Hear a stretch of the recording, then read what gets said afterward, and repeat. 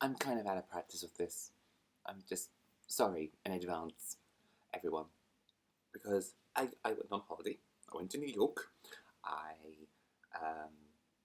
and everything was fine when I left. You were all in good hands when I left. And then what happened? My favourite TV show at the moment, How to Get Away with Murder, does not have a UK broadcaster anymore. And how I need to know the crazy of that show. If you've watched that show, you understand how crazy that show is and how addictive. The presidential stuff in America is exploded just when you thought it couldn't get any weirder. We can't look up anymore because we're no longer at rock bottom. We are rock bottom, 50 miles of crap, and then where we are at the present moment in time. Yeah, I said the C word, sorry. Finishing Gareth Nix's book, The Golden Hand. I've now fallen into a slight reading slump, which is great because I am doing an adult literature month, and nothing grips me, which fits in that month, so that's gonna be fun. And I couldn't. YA Shot happened yesterday, and I couldn't go, which means I couldn't go to the UK YA Blogger Award, which happened afterwards, and I couldn't be there to hug people who won. Because a load of people I know and love and respect won. So to everyone that won, yes! Congratulations! And to those who nominated, congratulations for being nominated. And to everyone who wasn't nominated or has just started out blogging, we love you. Come in, come. Group hug. I don't know why I'm hugging my laptop, okay? See? We're a nice community, he says, emphatically forcing himself on his time. And why am I recording this video today? Because it's my turn. B, I wanted to do, try and get back into the swing of it because it's not been a while since I've done the Bookish Brits thing, tongue tied. And yes, Zoella, right. While I was away on holiday, a lovely PR person emailed me and said, "Do you want some books?" Because Zoella is actually doing another Zoella Book Club in association with W.H. Smith's in the United Kingdom. I don't know if it's international, this book club, or just in the UK. If it's international, yay. If it's not international, I'm just going to show you the books and you can hunt it and see if you can get it. And I said yes, stupidly, because I thought, it'd be interesting to see what it was. And I think that some of you guys are probably well aware, with the first book club, I was one of the many people who was like, it's nice, it's just got a lot of problems. It lacked a lot of diversity.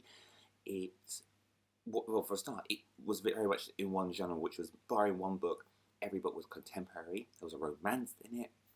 It was very straight. It was very white. It was very middle class. And when you're there and you're just going, that's not YA. That's like the tiniest fraction of it. And I know it's only 8 books, so I know it's very, very hard. And she's just started it. This is her baby. It's just finding its feet. So for the next few times, we'll have to watch it or she'll get better. So with this one, I was intrigued. It was the 8th that she was going to appear. It was announced a few days ago. I got the books on Friday at 8 o'clock in the morning. Literally, it's my week off. I'm trying to get back into UK time because of the jet lag. And so 8 o'clock in the morning, I literally jumped out and my claws was on the ceiling. Maybe peeled off. So I've got the 8 here with their new beautiful covers. And I decided I was going to show you and say if I've read it, if I've not read it, if I'm going to read it, why, and chat about the overall, this one, and if it's improved and if there's still problems in my humble opinion, because I think because we love something, we should still be able to criticise it. This is why I like watching Taskmaster, and a few days ago I went, it has that problem where it's still got this whole, the 5 and the hosts, they only have one woman and one person of colour, and everyone else is white and male, and someone actually went to me, this is comedy in general. I was like, yes. And this is the problem. I love these shows. Let's point this out, that this is not how it should be. So, deep breath. Okay, let's talk about the 2 I've actually read. I think let's do the 2 I know for a fact I've definitely read, and I can definitely chat to you guys about this. So the 2 books I've actually read, part of the Zoella Book Club, is A Monster Calls by Patrick Ness, a name you should be aware of in the last few, if not a while ago, because of this and the Monster Calls? No.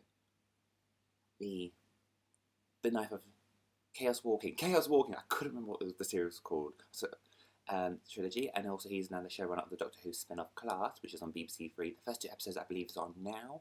Haven't read it, no idea what it's going to be like. Hopefully it'll be good. And Lying About Last Summer by Sue Wallman. I always say Williams, it's Wallman. And I love this cover. These 2 books I really, really like, and I am so happy that these 2 books have been nominated. This one got a lot of praise anyway, but I'm so glad this one is getting the attention it deserves, because it was so good when I remember reading this. It was very addictive, and I love the fact these both tackle the issue of grief and, you know, all that goodness, and it's conductive reading. The only thing that bugs me about this one is the you know, quote unquote adult edition. There's no illustrations inside, which is the edition I read, and I think the illustrations done by Jim Kay are really excellent. They add an extra quality to it. But yeah, these 2 books I would highly recommend, and I might read these again. Maybe. It'd be interesting to read this without the illustrations. But I think the illustrations are important. I know this is coming out as a movie, but I think this is something to this TV film-wise. If not, it'll be a really interesting TV show for BBC Three. So yeah, these 2, good choices. It's 2 down. That's 6 to go. The 6 left. Let's talk about the one I'm pretty certain I am not going to read, because it's not my cup of tea. The genre it is not my cup of tea, and that is this one, which is the one we fell in love with by Paige Tune. This isn't my normal stand. The genre is not my cup of tea. It's adult. It's classed as women's fiction, which is a term I can't stand, because why? Why is this book deemed? Well, because it's got women characters in it. Oh, I say it's women's fiction. I'm so gonna get told off for that, and shouted I said I'm a sexist pig. But I just don't like that idea that title's there. It doesn't appeal to me. I like the idea of it. I like that this is a good way for people who are teens and are trying to break out of YA to read something new. This is a really good place to start, but this isn't just for me. And the blurb is about 3 women who have nothing in common, but they are in love with the same person. And you're there going, oh no, not a love, no, I don't want to deal with that, no. So yeah, this is not my cup of tea, I'm afraid. But it's a really good, it's an interesting choice that she always picks like an adult romance. She's done this twice, and it's, yeah, but not for me. So we're down with the final 5. Now the final 5 are really interesting choices, especially for me, because I'm pretty sure I'm going to try and read. I'll attempt to read all of them, but I know for a fact I'll definitely try and read 2. So let's do with the one maybe even 3. So let's just do the one which is the ones I'm pretty confident. I definitely know I'm going to read that. So let's deal with this one first. So the first one, the 5, which is book 4 in the list, is If I Was Your Girl by Meredith Russo. Love that cover, very shiny. Immediately, this is great for me. One of the big issues I had with the last 8 was it was very straight. It was nothing with the books that were linked to LGBT themes. And I think this one definitely ticks the box for LGBT themes. I don't really want to go too far into it, but as soon as I heard it, this is the first time I actually heard about this book, which worries me. I'm a book blogger, I should know this stuff. But as soon as I heard it and she explained it very briefly in her announcement video, I was like, that's mine, I've got to read that. So this I am definitely reading for. The year is out. And I'm so excited. I'm really quite intrigued to read it. I think I'll whiz through this. And if and when I do, I will try my hardest to do a review for the Bookish Brits for you guys, because I love you. Love the cover. I think the cover's really great. So yeah, definitely going to try and read that one. The second one I am trying and read is this one, which is Finding Audrey. I've heard nothing but book praise about this. And this is from Sophie Kingsley. I don't know how you pronounce her name, I'm sorry. I know she's a well-known, respected adult author who wrote the Shopaholic series. I know that this has got a lot of love in the book blogging community. But it was just really, I got very, very apprehensive. But I've heard a lot of praise about this, and I love it. And I think one of the great things about this book, and the other books which are in books I've read and the books that come afterwards, is she is tackling a lot of things that I wanted to talk about, which was like mental health. I like the idea of these books tackling mental health, like anxiety and grief and suicide and paranoia and all that stuff. I wanted them to deal with that, and I think this is a good step in the right direction. So yeah, and this is about a girl who called Audrey, of course. It looks very Audrey Hepburn. That's always the thing. And she deals with anxiety, so it's basically her family life and her trying to get a grips on her life and on her anxiety. So yes, I've already heard one thing in this which worries me hugely. On one review, someone said something as a throwaway comment. I went, "Oh, that's not good." So I would like to see how this is tackled in this book. If it actually happens in this book. But yes, a bit pink the cover. All the covers I seem to have are a bit pink, but I will struggle. I am not going to let a colour define my sexuality and my gender, because I mean, girls don't like pink and boys shouldn't like blue. We shouldn't force these colours onto to have sexes, because we shouldn't. But yeah, this I'm going to try and really read. I'm going to try my hardest to read some of these books. Now for the ones I am a little uncertain I'm going to read. I'm going to try, dear reviewer, I'm going to try. Let's deal with this one. This is the first. I actually attempted to read this last year and got about over a quarter of the way through. I'm definitely under half. It's quite a short book, actually. It was I Was Here by Gail Forman. I have read Gail Forman once, which is If I Stay. I do have Gail Forman on my TBR, which is her adult novel called Leave Me. So then we have I Was Here, which is very brief. So, the main character is it Cody? I think it's Cody.